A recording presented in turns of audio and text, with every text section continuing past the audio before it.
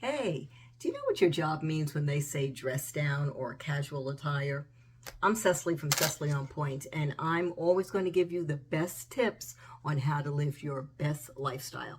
And today I'm going to focus on letting you know the do's and don'ts of dressing down for work. Things are so different today, whereas working is concerned. You may be going into the office full time or you may be working hybrid, but this is the time of year usually when most companies say it's okay to come to work a little bit more comfortable, a little bit more casual. But you have to know how to read between the lines of what that really means. You don't want to step over the line and go in there wearing the wrong things. So that's what I want to go over with you. These are tips that work for both men and women. So take your notes. Let's start with some of the things that you should not do under any circumstances. First, you don't want to wear any tight muscle shirts, anything that's really showing your physique or your body. You want to stay clear of that because you are still going into a place of business and you don't want to come off as being suggestive. You also don't want to wear anything sheer. Anything too sheer is just not for the office, regardless of how hot it is or what you're doing after work. Don't wear anything sheer into the office. So you've got the muscle shirts, you've got the sheerness. Let's stay away from that. Another thing is tank tops. Tank tops also, usually you either have to wear a special bra or you're not going to be wearing a bra and it's just something that is difficult for you to cover yourself properly in the office. Again, you don't want to wear tank tops in the office. Let's stay away from gym attire. If you've been to the gym, great for you. We're all thrilled that you're still keeping yourself in shape, but don't wear that attire to work. Make sure you shower and change before you go in. You are going to work. Even though it's casual, even though everybody's comfortable, don't wear your gym attire. Next, you don't want to wear any cut-off shorts. Shorts is a very gray area. I talk about that more when we get into the what type of shorts you can wear, but anything that's cut off, frayed, so short until you see the pockets, that is not something that you need to be wearing to work. Again, I don't care how you put it together, cut off shorts is never going to be right to wear in.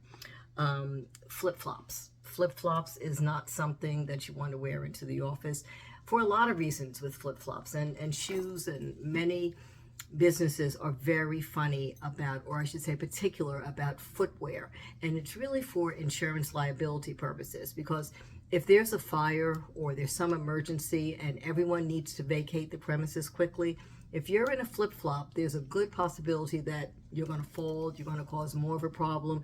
It's the same thing with open-toed shoes. If something falls on your foot, so they may not want you to wear anything where you've got an open toe, and especially not a flip-flop. Those are things that you need to stay away from wearing into the office. Oversized tops. Anything that's too baggy or just not fitted properly. You don't want to go in there like you're in a sleeping bag. You don't want to wear something that's too big, too bulky, and that just doesn't fit you properly. There's a difference between too tight and fitted and proper fitting. So you want to just make sure that before you leave the house in the morning, take a look in the mirror and just make sure that your clothes are fitting properly. Not too oversized, not too tight. You don't want to wear anything stained. If something has a stain on it and you think you can get away with it, you can't get away with it. It's going to be seen. So if it's got a stain, you need to first of all work on getting that stain out at another time, but it certainly is not something that you need to be trying to pretend like it just happened on your way as you were on your way to the office. Ooh, look what I spilled on myself. No, that's a set in stain and you do not need to be wearing that. So just put that to the side for when you're doing your outside work on the weekends. You also don't want to wear anything that's got any kind of messaging on the t-shirt. Messaging can be very controversial. You don't want to do anything that's got any kind of political statements, any kind of thing that might be seen as being vulgar or offensive.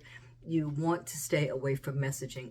So now you're probably wondering, okay, that knocks out everything casual. What can I wear to work? What is considered dress down? Well, a good dress down would be a pair of jeans, a pair of nice fitting jeans. Nothing that has too many tears in it. In fact, if you could stay away from ripped jeans at the knees, at the thighs, that really isn't something that you want to wear into the office. You can wear jeans that are ripped along the bottom, but anything above that calf, you want to stay away from wearing anything ripped. Put on your jeans with a nice t-shirt. If you really, depending on what industry you work in and you want to dress down but you still want to look professional, you could put on a cardigan with the t-shirt, you can put on a blazer with the t-shirt, and you can even put a hoodie on with the t-shirt. But that needs to be put together properly with your footwear. So you've got to look at the whole picture. If you're going to wear a t-shirt, hoodie, and jeans, then you really shouldn't wear a sneaker unless the sneaker is more like a shoe. You could wear a nice shoe. If it's a built-up sneaker, a nice built-up sneaker, or a closed-toe sandal. That would still give you that professional look, but you'd be dressed down, and you would still be appropriate if you need to go to a meeting or if you're seeing someone important.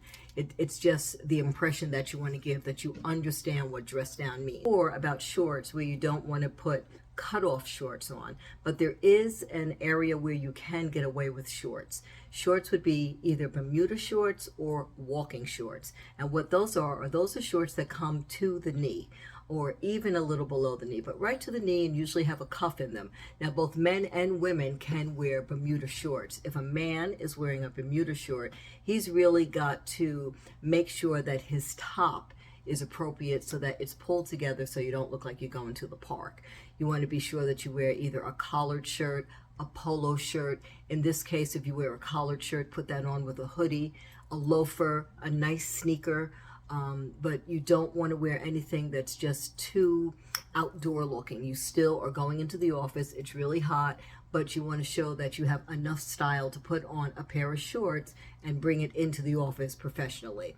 Women, if you wear Bermuda or walking shorts, again, you too want to kind of stay with that same rule of thumb. Try to make your top a little dressier so that it's not just shorts and a t-shirt. Your shoe is really important here because you don't want the shoe to be too casual because you're wearing shorts. So the key with dress down is to make sure that you always have all of the pieces together. Your top, your bottom, and your shoe. All of those need to work together to give the appropriate look that you... Now, where dresses are concerned, if you do want to wear a dress, again, you want to stay away from spaghetti straps. But if you should happen to wear a sleeveless dress, you want to be sure that you have something over it. Here again, with a dress, you could wear a hoodie, a cardigan, a blazer, something just to kind of pull it all together. You want to stay away from mini dresses and maxi dresses. Same reason that I mentioned before. Mini is just inappropriate. You don't want to put on anything too short. You're sitting down, you're with colleagues, you don't want to look suggestive. Maxi, for safety purposes, the same reason that you don't wear flip-flops or open-toed shoes. If there's an emergency, you're the one that's going to go tumbling down in that long maxi dress. A maxi dress does not really have a place when we're talking about casual dress down. So even though it may seem like a lot, it really isn't. There are just a couple of rule of thumbs that you should follow. You first want to make sure that you start with clean and unwrinkled, and then follow these 4 keys. You don't want it to be too tight, too sheer, too revealing, or too sloppy. Check yourself before you leave, look in the mirror, and if it checks all of those boxes, believe me, you're good to go. Make sure you care about your appearance because, believe it or not, everybody is looking. I hope you enjoyed this, and I will have more tips for you in the future. Take care. Drop me a like.